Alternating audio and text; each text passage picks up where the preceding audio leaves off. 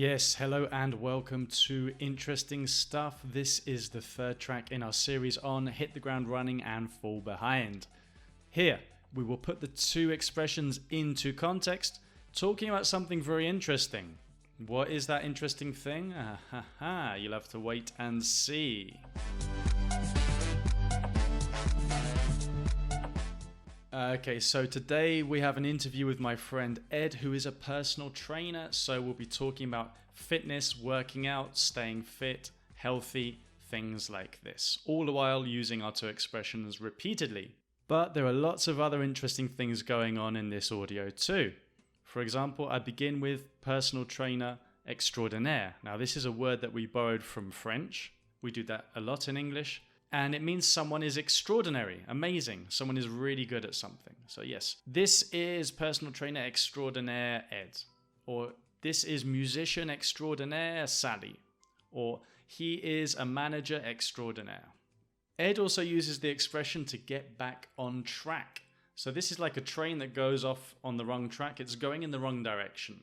If you get back on track, that means you are once again going in the right direction. You're also going to hear to ease someone into something. This is like the opposite of hitting the ground running. This is when you begin something slowly. Okay? Now, we're seeing it with to ease someone into something. Imagine you start a new job. The company eases you in on your first day, or they ease you into your new job on the first day. You can also ease yourself in. I'm going to ease myself into this new job, or I'm going to ease in. Today I'm going to ease in. So there's various ways of using it. We also hear to ease someone gently into something or to ease someone gently back into something, just to emphasize that it's nice and slow and gentle. This is ease, E-A-S-E.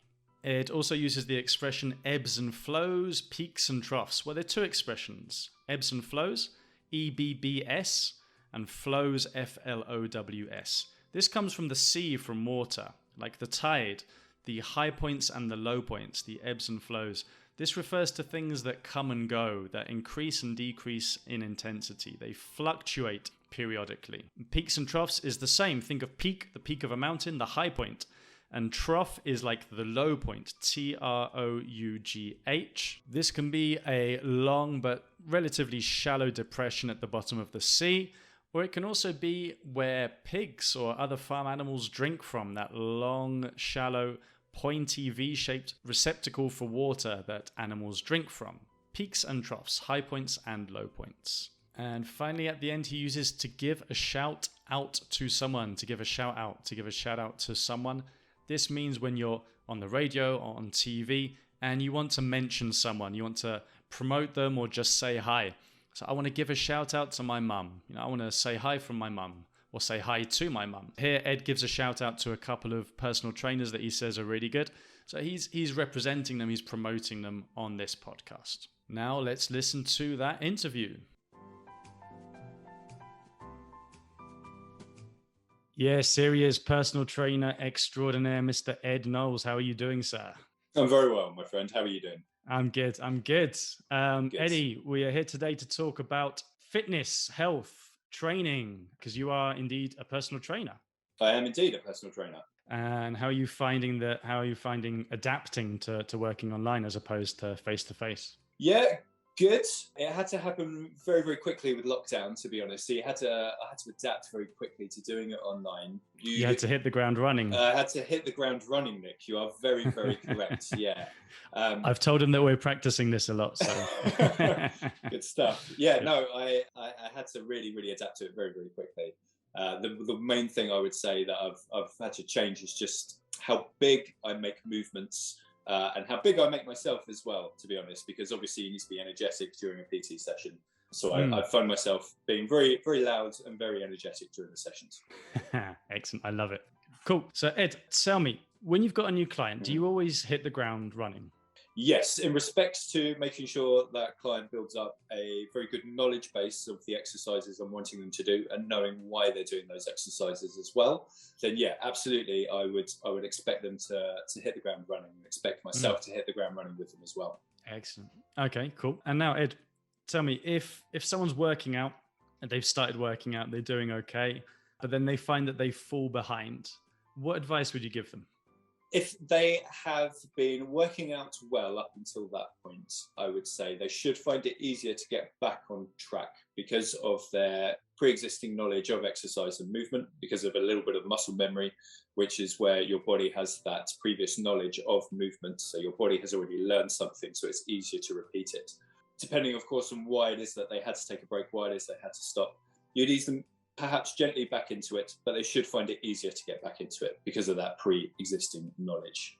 And if I'm just starting, if I'm on my own without a trainer and I decide, okay, I'm going to get in shape, I'm going to work out or go running or swimming or whatever, should I hit the ground running or should I try and ease myself into it? Yeah, I would try to ease yourself into it, definitely. Again, it's just to avoid injury and make sure you're not overloading or stressing certain points of the body, certain joints or anything like that, and making sure you are doing exercises properly as well. Because again, you want to avoid injury, definitely. I think it's, if you're a member of a gym, I think it's always worth seeking advice from a fitness professional just to make sure you are doing things appropriately and you are approaching it appropriately as well. Like I get the enthusiasm, like you want to start working out, so you do want to hit the ground running and go hard and fast, but I do find it's a lot better just to slow it down and make sure you're getting the basics 100% first of all.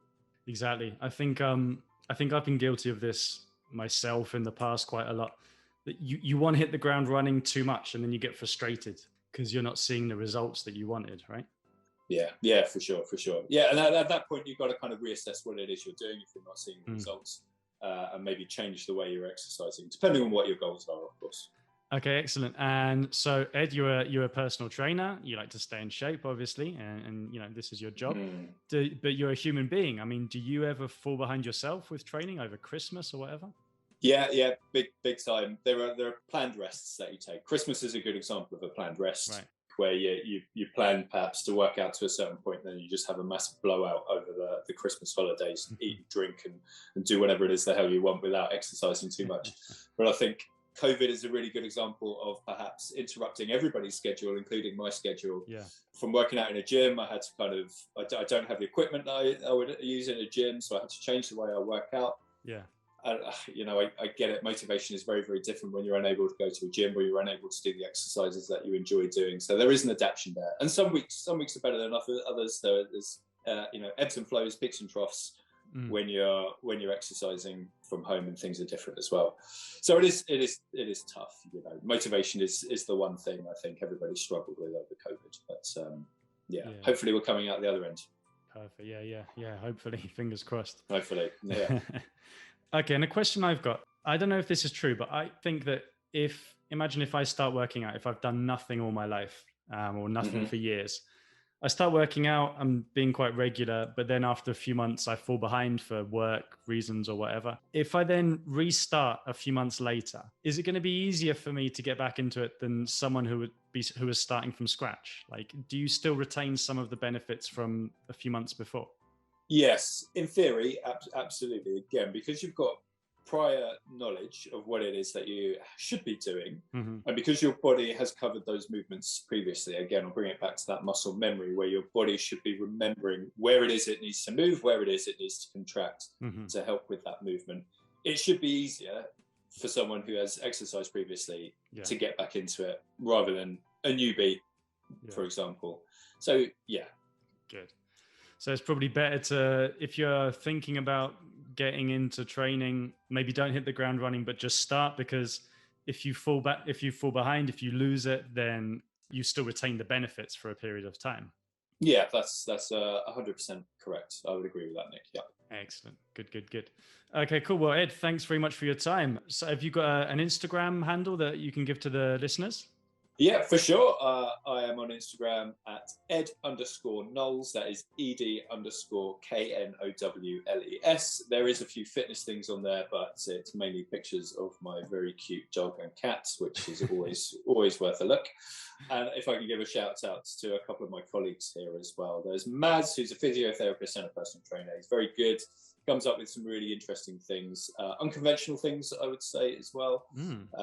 So his handle is Step Up Physiotherapy, all one word. And there's Rick as well, who's also an excellent personal trainer as well.